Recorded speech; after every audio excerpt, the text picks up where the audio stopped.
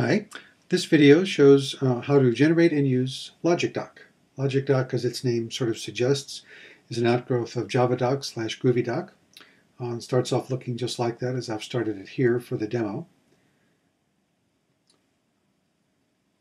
Where it gets a bit more interesting is down to this class here. But suddenly things don't look like classes, they look like things that your business users would recognize, things like use cases and requirements. So you can fill in the usual Javadoc, but they get called requirements. And you can also produce diagrams. We'll show you how to do that. There's two things, there's two objectives here for Logicdoc. One is to form a communication between business users and IT, or just to yourself if it's a very small project, of what you're trying to do. What's the use case and what's the requirements?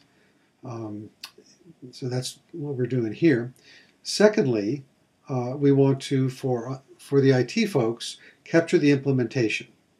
Now, there's two or three things that are critical there.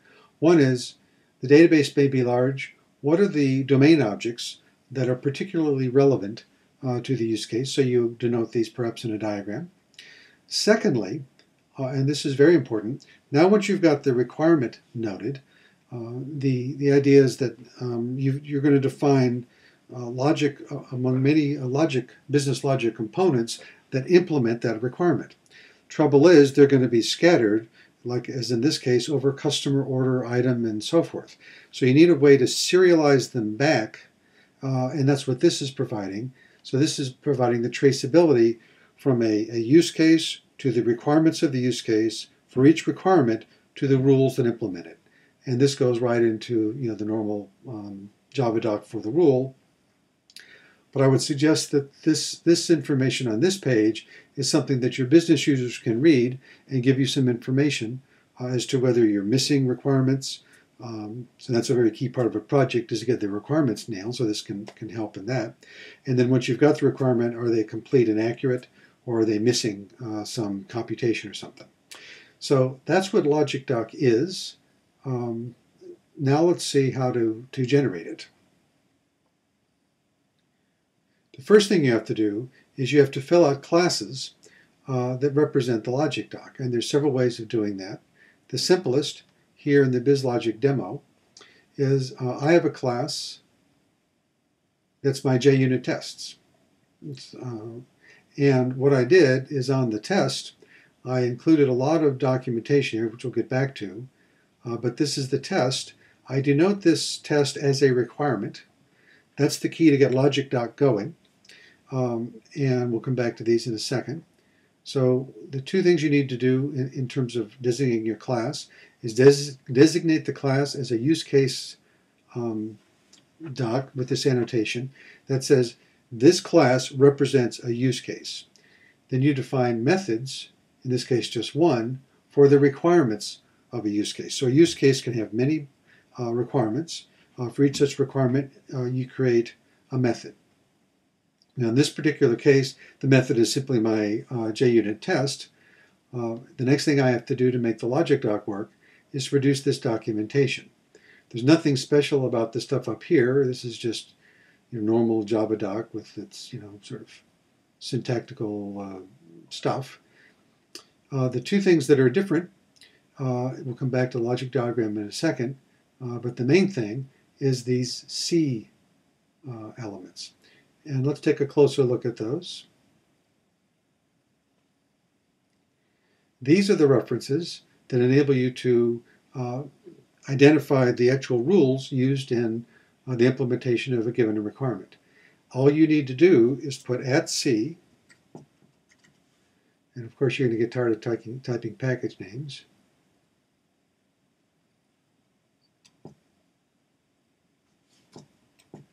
And then you can use normal code completion to say one of the rules I want is the constraint on credit limit. That's a repeat of the one up ahead. And that will generate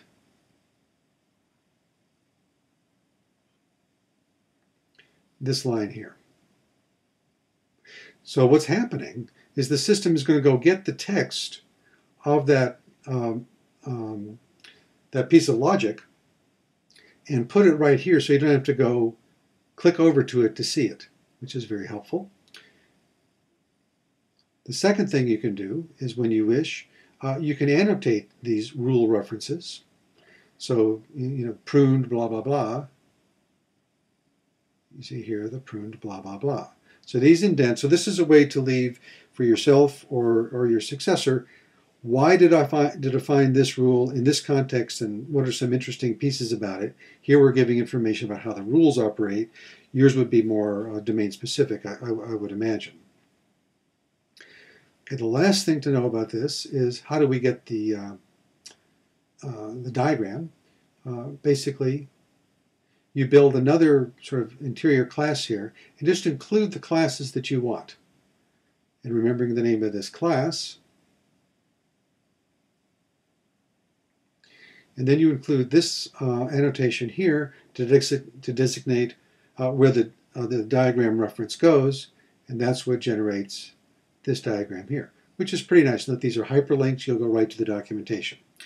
So that's how you prepare the classes in the most simple fashion. A slightly more elaborate mechanism. So to restate this, this is Logicdoc put into the JUnit tests. Perhaps you don't use JUnit tests, or you don't find that you want to put your documentation there. In BizLogic Intro, the other larger sample, we use a different mechanism. Let's first see an example of it.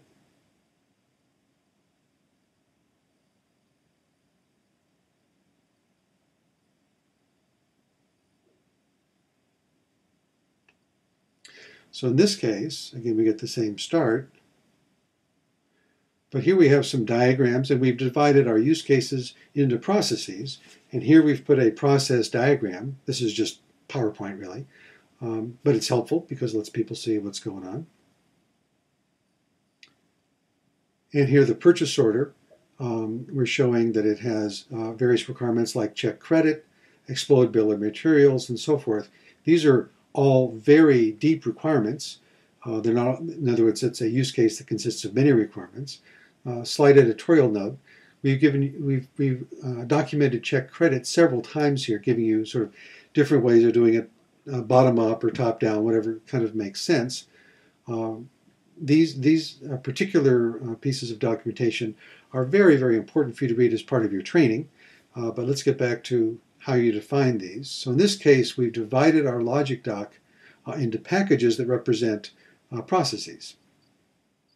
So the way you can make that work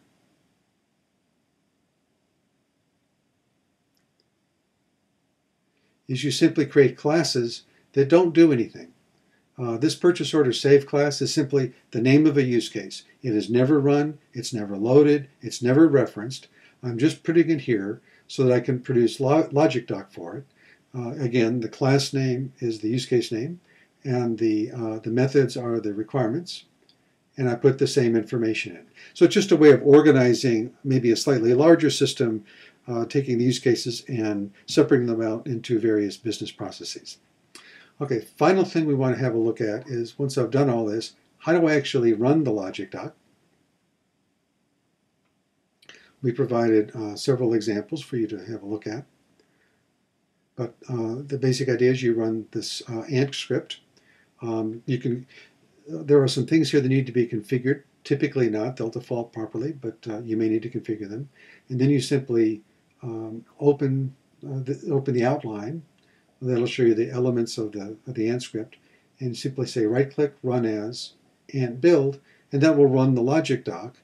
By default, unless you reconfigure it, it creates a folder called doc.